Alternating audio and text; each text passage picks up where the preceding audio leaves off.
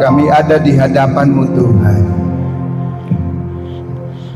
Lawat kami sekali lagi sebelum kami kembali dari tempat ini. Penuhi kami dengan Roh Kudus-Mu tiap-tiap hari. Kami tahu manusia tidak hidup dari roti saja, tapi dari firman yang keluar dari mulut Tuhan Yesus Kristus. Hati kami telah siap ya Tuhan. Berbicaralah kepada kami pagi hari ini, agar kami terus kuat berjalan menggenapi setiap firman-Mu. Hormat, pujian, kemuliaan, kejayaan bagi Yesus Kristus yang adalah Tuhan dan Juru Selamat kami. Semua yang percaya katakan amin. Baik, silahkan duduk Bapak Ibu. Shalom. Shalom.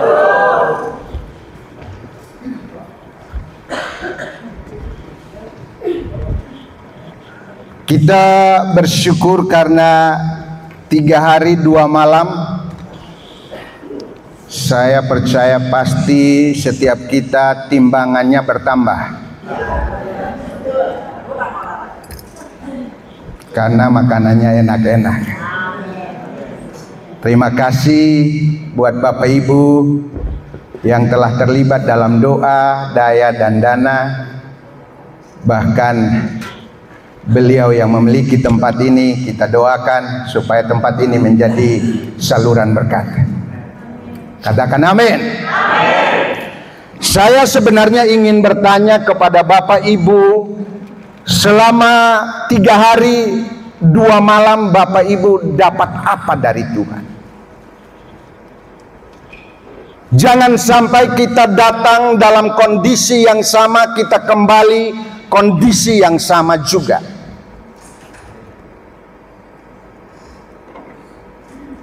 Saya diberi waktu 1 jam.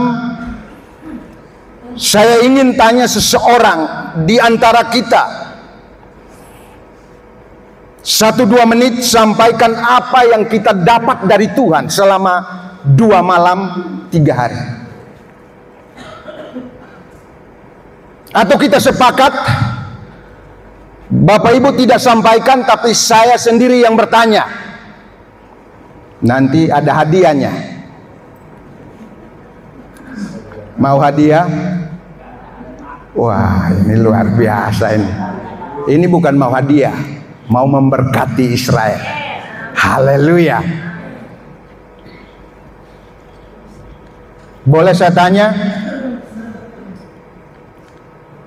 Ada berapa metode yang dipakai oleh Kristus untuk menyelamatkan umatnya, dan harus jelas supaya ketika kita tidur lalu dibangunkan, Pak Yohanes bangun, bangun. Ada berapa metode sudah terekam. Karena banyak orang dengar firman, saya melihat kadang ngantuk. Tapi di sini tidak. Di sini korek teman sampai bilang jangan ngantuk nih. Ini bagian terakhir, ini bagian yang terbaik juga. Yang pertama jauh lebih baik. Haleluya. Karena membukakan rahasia firman Tuhan.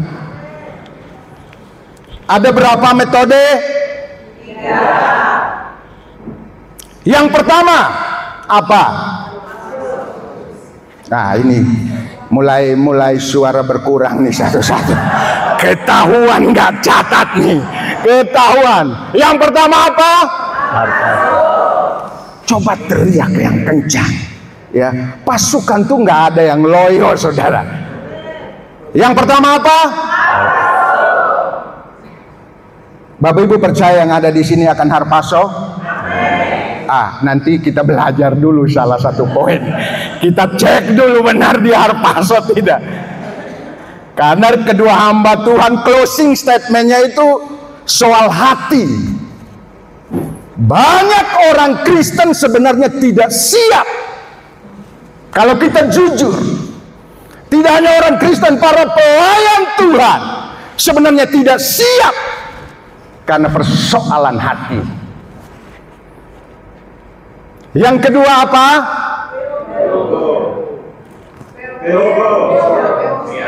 Coba bahasa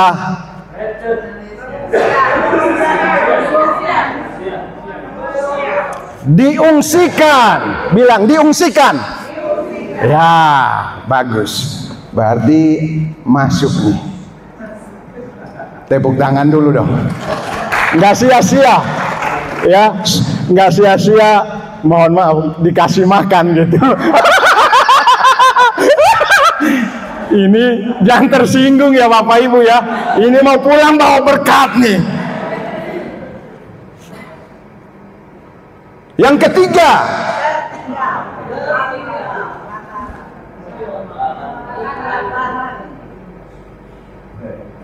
dari mukanya kita bisa tahu ini di pelataran atau ruang kudus atau ruang maha kudus. Haleluya! Dari mukanya akan ketahuan, dari senyumnya, dari tertawanya kita bisa tahu nih. Maka itu kemarin Pastor Yohanes bilang 7 bintang punya tanggung jawab di hadapan Tuhan. Memang tidak mudah Bapak Ibu untuk membawa orang mengenal Tuhan dengan benar. Tapi percayalah, bersama Roh Kudus pasti bisa.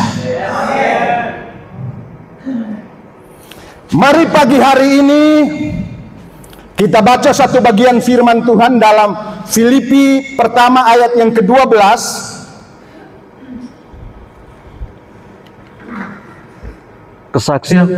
Kesaksian Paulus dalam penjara.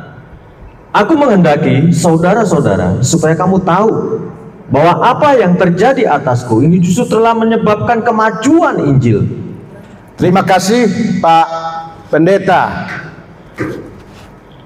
Paulus katakan kepada jemaat di Filipi bahwa apa yang terjadi denganku ini untuk kemajuan Injil. Waktu Rasul Paulus menuliskan surat ini, keadaannya tidak baik-baik saja. Karena kondisinya beliau ada di penjara. Di penjara bukan karena korupsi, di penjara bukan karena membunuh, di penjara bukan karena merampok, tapi di penjara karena Kristus. Ini perlu kita pelajari dan tahu rahasianya. Kenapa Paulus begitu kuat walaupun di penjara? Demi kebenaran. Apakah Bapak Ibu siap di penjara? Lo kok tidak? Lo kok tidak? Berarti tidak siap nih. Harusnya bilang, siapa pendeta apapun yang terjadi.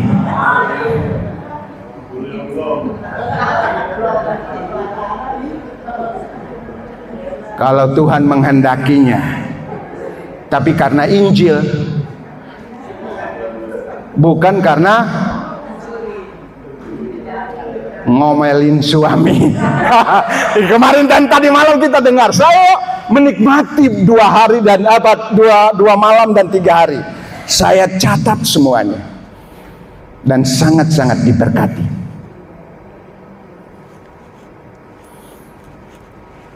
Pendeta Peter tanya, siapa yang pernah merasakan waktu melahirkan? Gimana rasanya? Saya lihat nggak ada yang jawab. Bapak-bapak yang jawab. Karena bapak-bapak mendampingi pasti. Pak Yerto mendampingi atau takut darah juga nih.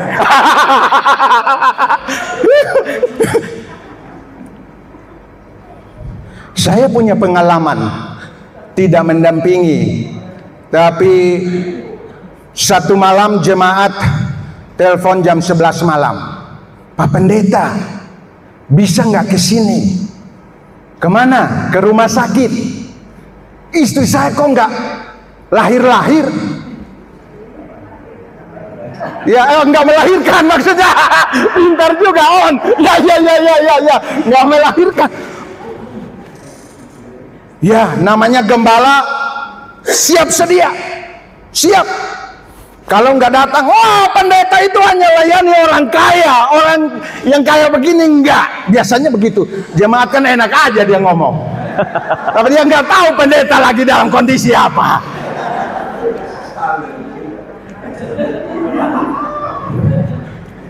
Sudah, berangkatlah. Sudah doa, ini anak nggak keluar-keluar juga. Tunggu dulu, kita tunggu jawaban doa dulu sebentar.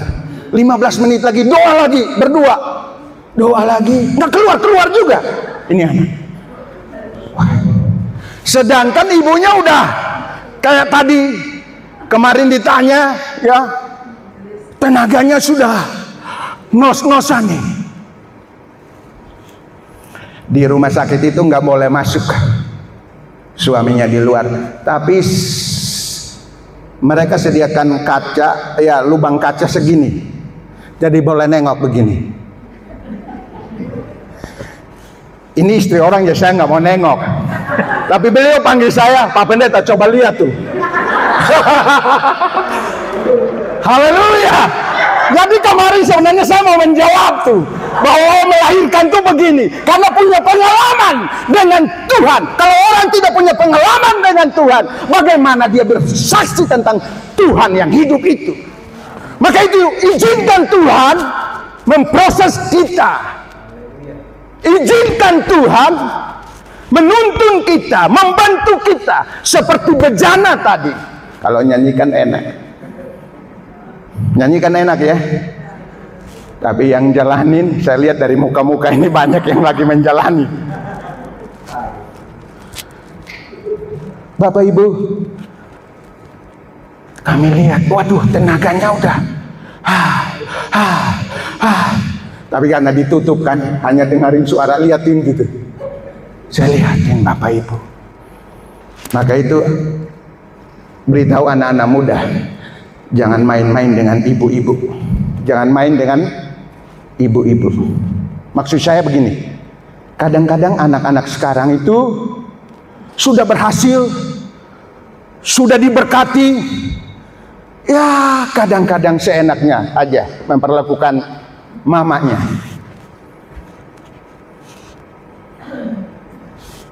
Saya tanya Bapak, ini nggak keluar-keluar ini Pak, gimana nih? Tenaga udah habis nih. Coba cerita dulu. Pak Pendeta, istri saya ini anak pertama. Oh, anak pertama. Lalu anak tentara. Oh, anak tentara. Ada anak tentara di sini? Oh, anak tentara. Jadi kalau dia marah, dia ikutin papanya, pakai tendang-tendang juga. Oh begitu.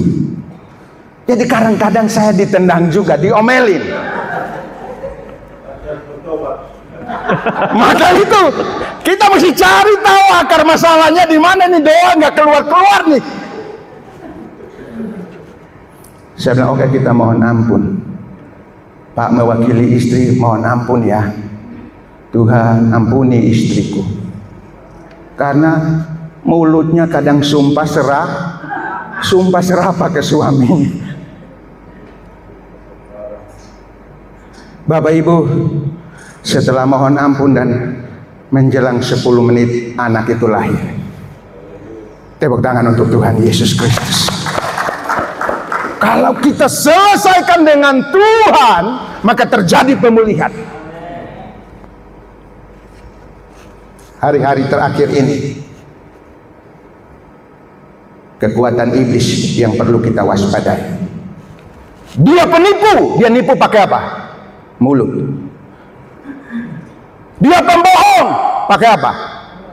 Mulut. Dia pendusta, pakai apa? Mulut. Maka itu hati-hati pakai mulut kita. Anak-anak Tuhan harus hati-hati pakai mulut. Kita harus berani berkata, mengubah kutuk menjadi berkat. Pagi hari ini kita renungkan bagian ini.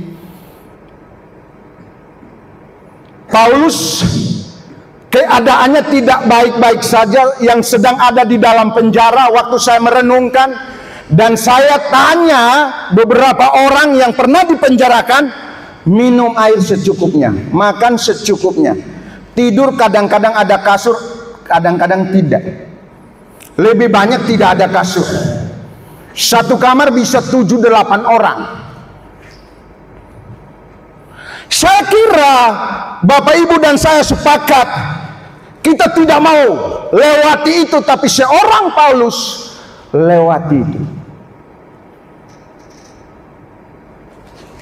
Dan dia tidak menyalahkan orang lain. Dia tidak menyalahkan dirinya sendiri, tapi dia percaya, dia katakan, aku ada di sini untuk kemajuan Injil. Kalau Tuhan izinkan sesuatu hari ini untuk membantu kita, karena saya percaya Bapak Ibu ada di tempat ini karena dipilih oleh Tuhan. Bukan kamu yang memilih aku, tapi aku yang memilih kamu. Katakan amin. Kok nggak yakin dari muka-mukanya dipilih Tuhan?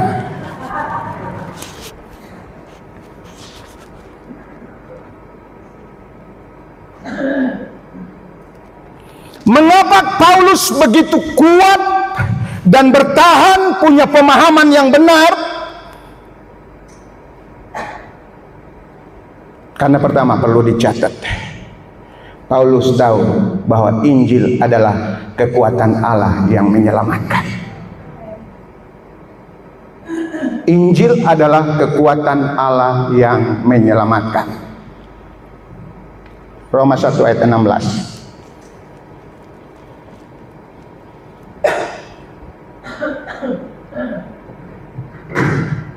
Injil itu kekuatan Allah.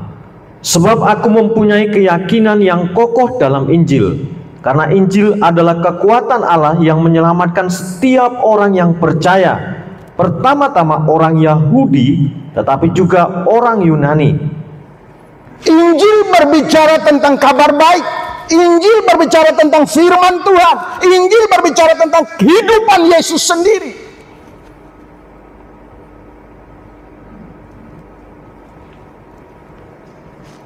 Walaupun dia ada di dalam penjara, tapi dia tahu Injil adalah kekuatan Allah yang menyelamatkan.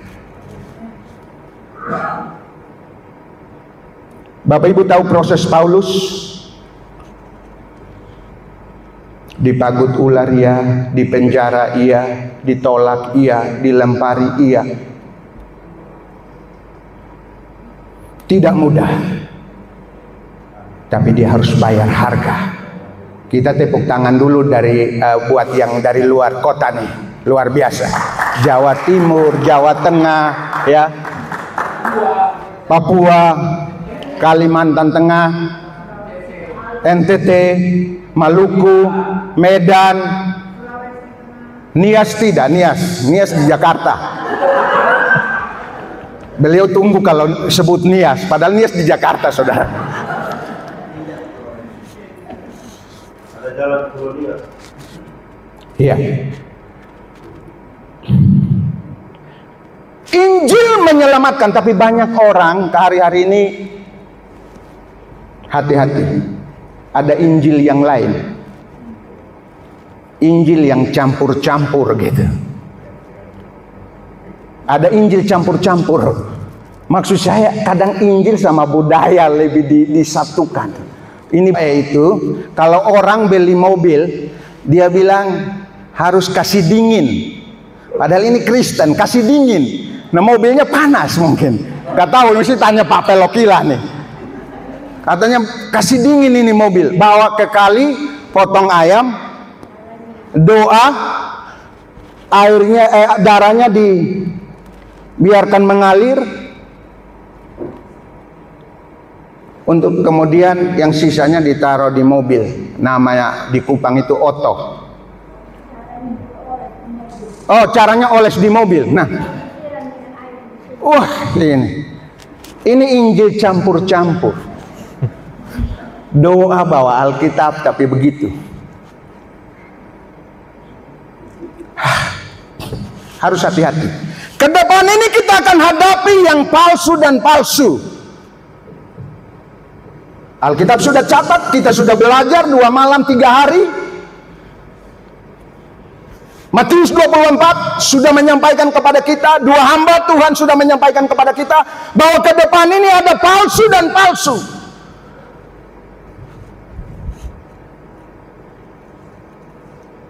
Maka itu setiap roh harus diuji. Dan uji dengan firman Tuhan. Ini benar apa tidak, supaya kita tidak tertipu.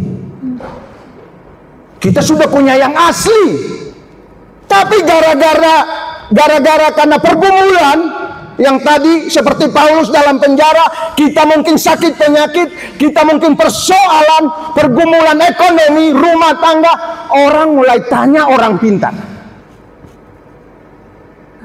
Orang mulai ke kuburan tanya, opung, tolong saya opung. Nah itu kita temukan.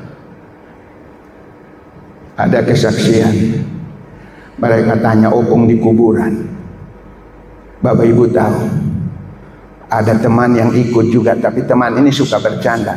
Waktu mereka doa tanya opung gimana? Diberkati tidak? Teman di belakang bilang, diberkati. Padahal teman yang jawab, bukan opung. Bukan opung yang jawab. Bukan opung yang jawab. Yang jawab teman. Saya mau ajak Bapak Ibu lihat, belajar sedikit. Karena banyak orang Kristen ini punya Injil yang campur-campur. Bahaya. Bahaya. Sedangkan kita tahu bahwa Injil sudah mematahkan kuasa maut. 2 Timotius 1 ayat 10 sebelum kita pindah. 2 Timotius 1 ayat yang ke-10.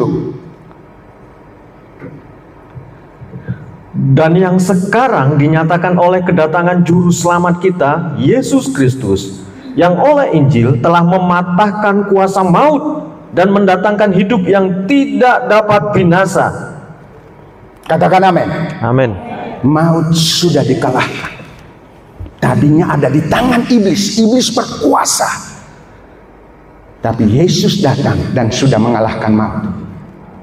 Jangan buka lagi pintu maut. Karena sudah ditutup oleh Yesus. Mari kita lihat. Banyak anak Tuhan di gereja. Tapi masih dikuasai oleh iblis. Dikuasai oleh roh jahat. Alkitab catat begitu. Lukas 13 Pak, ayat yang ke-10. Bapak Ibu perhatikan ya, ayat ini baik-baik. Lukas 13 ayat yang ke-10. Menyembuhkan orang sakit pada hari Sabat. Pada suatu kali Yesus sedang mengajar dalam salah satu rumah ibadat. Yesus sedang mengajar dalam salah satu rumah ibadat. Terus di situ ada seorang perempuan yang telah 18 tahun dirasuk roh, sehingga ia sakit sampai bungkuk punggungnya dan tidak dapat berdiri lagi dengan tegak. Cukup. Bapak Ibu, Yesus sedang mengajar begini. Ada seorang perempuan yang 18 tahun dirasuk oleh roh. Akibat dirasuk bungkuk punggungnya. Kalau dia datang ke dokter pasti dibilang kurang kalsium, karena dokter tidak bisa deteksi roh. Bungkuk punggungnya berapa tahun? Nah hebatnya perempuan ini 18 tahun tetap ada di gereja. Berarti ini anak Tuhan bukan? Orang percaya bukan? Opung Siregar. Dia ada di gereja. Berarti orang percaya pada Yesus. Pertanyaan kita, dari mana roh jahat bisa masuk ke orang ini? Sekali lagi Pak. Bisa, boleh Pak. Baca baik-baik. Ayat 11. Ya. Di situ ada seorang perempuan yang telah 18 tahun dirasuk roh, sehingga ia sakit sampai bungkuk punggungnya dan tidak dapat berdiri lagi dengan tegak. Iya. Dirasuk oleh roh. Kita mesti bertanya dong. Ini orang gereja, ada di gereja, Yesus sedang khotbah. Kalau dia majelis mungkin dia adalah pengurus, ya majelis. Tapi pertanyaannya, roh jahat masuk dari mana sehingga merasuk dia? Halo? Alkitab menjawab. Ulangan 18 ayat yang ke-10. Maka itu kalau kita lihat anak Tuhan aneh-aneh, punya dua kepribadian, pasti ada roh lain yang menguasai dia. Pendeta, termasuk pendeta pun juga. Kalau aneh-aneh, pasti ada roh lain juga yang mengendalikan dia. Ulangan Pak, 18 ayat 10. 10 dan 11. Di antaramu janganlah didapati seorang pun yang mempersembahkan anaknya laki-laki atau anaknya perempuan. Stop dulu. Di Israel itu ada namanya lembah Jahanam. Dan Pak Elia kasih tahu di sini mereka mempersembahkan anaknya laki-laki atau anaknya perempuan. Dan di lembah itu tidak dibangun rumah. Dari Bukit Sion kembali ke Bethlehem itu di bagian kiri. Lanjut Pak. Sebagai korban dalam api, ataupun seorang yang menjadi petenung, seorang peramal, seorang penelaah, seorang penyihir, Terus. seorang pemantera, ataupun seorang yang bertanya kepada arwah. Stop. Seorang yang bertanya kepada arwah. Ngomong dengan arwah. Tadi datang ke kuburan, ngobrol dengan opung. Kita lihat nanti. Lanjut Pak. Atau kepada roh peramal, atau yang meminta petunjuk kepada orang-orang mati. Cukup. Minta petunjuk kepada orang-orang yang sudah mati. Diajak ngobrol.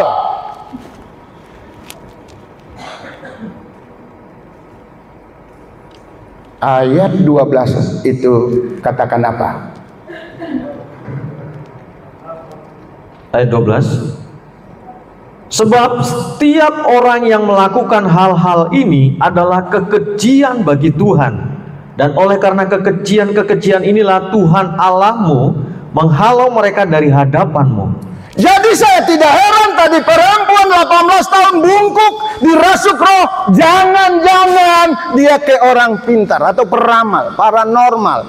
Atau dia datang ke kuburan, dia bertanya, dia ngobrol dengan orang mati. Bukan orang mati yang dijumpai, malah setan yang menyamar. Karena Alkitab catat bahwa dia bisa menyamar seperti malaikat terang. Hati-hati kita. Kalau dia bisa membuat sakit, berarti dia bisa membuat gerejamu berantakan.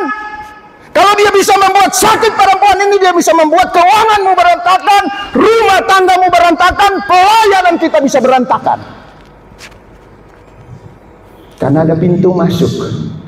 Banyak anak-anak Tuhan tidak tahu. Oh, gampang lah ikut dah. Diramal nggak apa-apa. Nggak, saya nggak percaya. Nggak percaya kok datang diramal.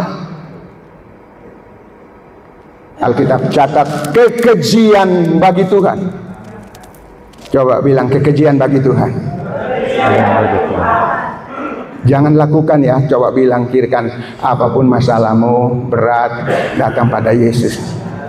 Kalau Bapak Ibu ada di antara kita yang pernah ke orang pintar, mandi air kembang, dikasih jimat A, dikasih jimat B, dikasih minyak, dikasih apapun itu, atau datang ke kuburan berhubungan dengan orang-orang mati, berbicara kepada orang-orang mati, Alkitab catat dengar kekejian bagi Tuhan. Kalau karena kekejian bagi Tuhan, kita jangan berharap doa kita didengarkan oleh Tuhan. Jangan harap doa kita didengar. Yesaya 1 ayat 15 Pak.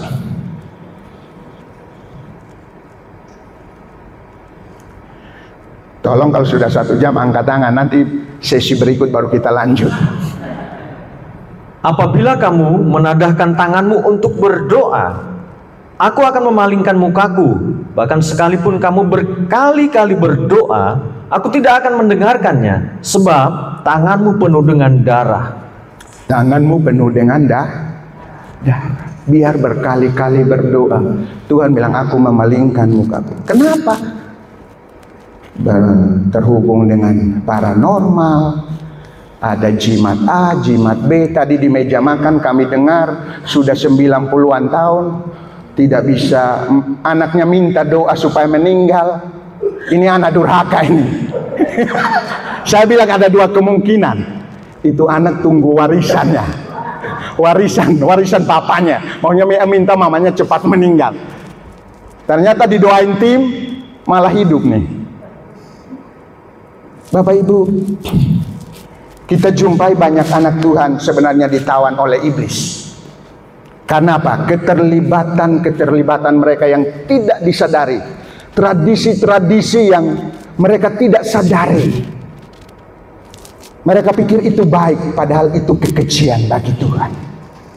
Maka itu Yesus katakan apa di ayat yang ke-16? Lukas Pak tadi.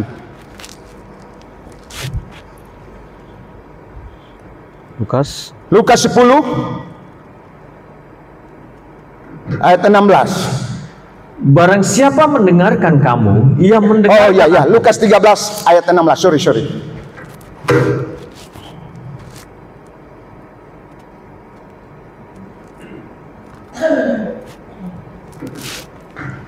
Bukankah perempuan ini yang sudah 18 tahun diikat oleh iblis? Iblis kerjaannya mengikat.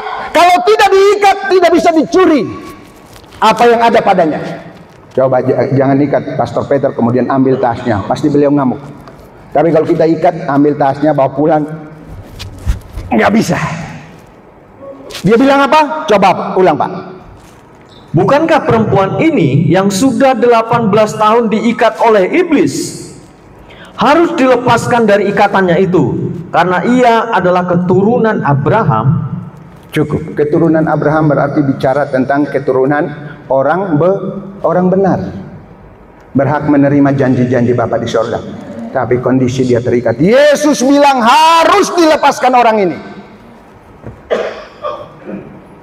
Kalau tidak dilepaskan, dia akan begitu terus.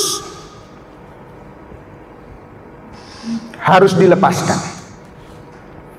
Ini salah satu penyebab. Salah satu, bukan satu-satunya, salah satu. Kalau kita diagnosa orang dalam pergumulan yang berat, bisa diizinkan oleh Tuhan? Bisa karena pelanggaran dan dosanya, yang tadi saya bilang selesaikan, anak lahir. Tapi Tuhan izinkan untuk melihat imannya, Ayub sudah. Okultisme, ya tadi perempuan ini. Tapi ada hal yang lain lagi, nanti kita bahas di waktu-waktu yang akan datang. Jadi Paulus walaupun di penjara tetap mempertahankan Injil karena dia tahu Injil kekuatan Allah. Injil sudah mengalahkan maut yang ditakuti. Coba bilang jangan takut. Jangan takut. Pergumulan seberat apapun jangan takut. Bersama Yesus kita cakap menanggung segala perkara. Katakan amin. Amin. Ada jalan keluar di dalam Yesus. Semua yang percaya pulang, ini hadiah yang baik. Dan ayat yang terakhir supaya kita bawa pulang. Harpaso juga ada yang mesti kita bawa. Apa? Ayo, harpaso. Apa yang mesti kamu bawa? Kita bawa. Karena kemarin beliau bilang kalau yang harpaso menghakimi malaikat-malaikat. Iya. Benar ya Pastor. Injil yang harus kita bawa. Injil yang harus kita mengerti.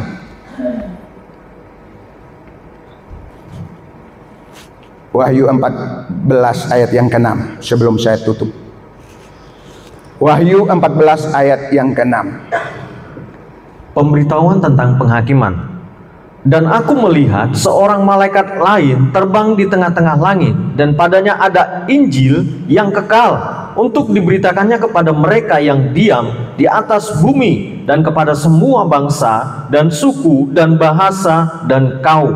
Bapak Ibu, kalau tidak ada Injil di tanganmu, di hidupmu, saya percaya Bapak Ibu tidak akan lolos ke depan. Banyak sekali pergumulan.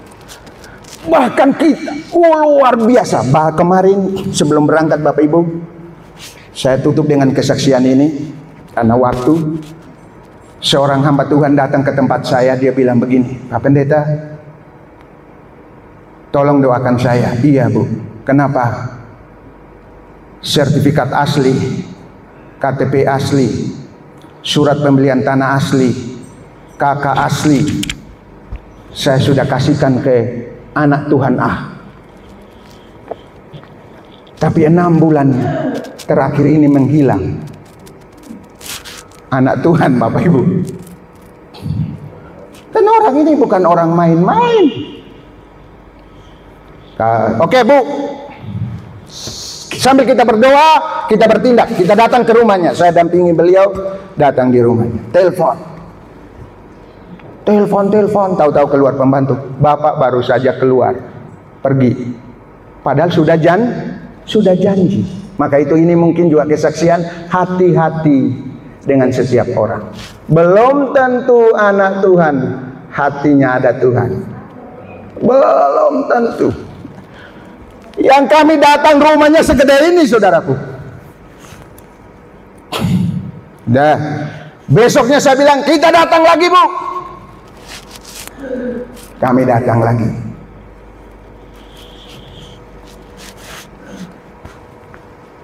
Nggak bisa dikontak, nggak mau ambil telepon.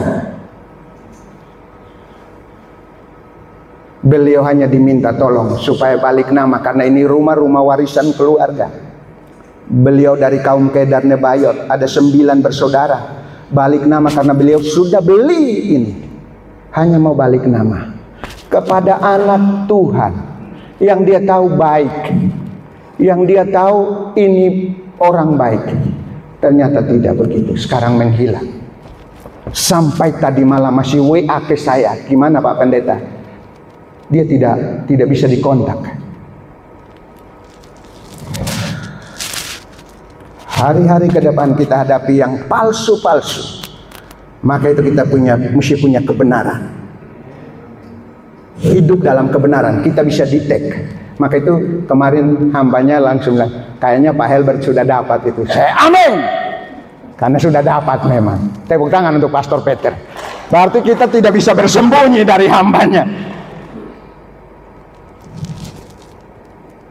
Kalau kita dituntun oleh Roh Allah, percayalah, tidak ada satu kuasa pun yang bisa melawan kita. Percaya. Mari kita kabarkan Injil. Mari kita sampaikan Injil kepada setiap orang. Kita sedang membawa Injil kembali ke Israel. Kali pertama pendeta yang ditahan keluar paling belakang karena ada sedikit masalah. Kali kedua saya takut Bapak Ibu secara manusia. Ini pergi tapi bisa masuk nggak ya? Nanti kalau ditahan gimana? Berkecamuk tuh. Ya kan sempat ditahan, saya takutnya paspornya bilang tidak bisa. Waktu cek, ini tidak bisa. Wajar ada pemikiran begitu. Tapi Tuhan Yesus menyertai kita sehingga kita lakukan sampai akhir. Hari ini Bapak Ibu berdoa untuk Israel, jeripayamu tidak sia-sia. Hari ini Tuhan yang panggil kita, sudah kita dengar dari WL, dari pengkhotbah. Kita bukan siapa-siapa, tapi Tuhan mau pakai kita. Doa kita sudah didengarkan oleh Tuhan. Amin. Kita senang akan melihat, tapi tandanya sudah jelas. Kalau pertobatannya Israel makin banyak dan benar terjadi, siap-siap sudah. Tapi jangan sudah begitu baru siap. Harus sudah mulai pulang dari tempat ini, kita sudah siap.